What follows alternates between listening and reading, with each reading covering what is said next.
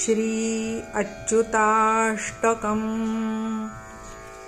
अच्युताच्युत हरे परमात्मन् रामकृष्ण पुरुषोत्तम विष्णो वासुदेव भगवन् निरुद्ध श्रीपते शमय दुःखमशेषम्।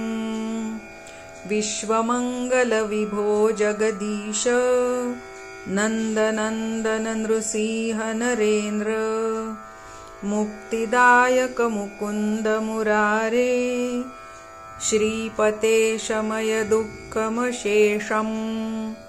रामचन्द्र रघुनायक देव दीननाथ दुरितक्षयकारिन् यादवेन्द्र यदुभूषण यज्ञ श्रीपते शमय दुःखमशेषम्।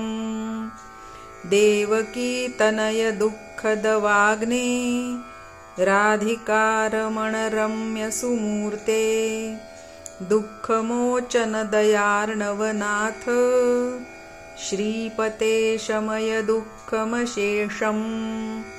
गोपिका वदन चन्द्रचकोर नित्य निर्गुण निरञ्जन जिष्णो पूर्णरूप जय शङ्कर शर्व श्रीपते शमय दुःखमशेषम्। गोकुलेश गिरिधारण धीर यामुनाच्चतटखेलन वीर नारदादिमुनिवन्दित पाद श्रीपते शमय दुःखमशेषम्।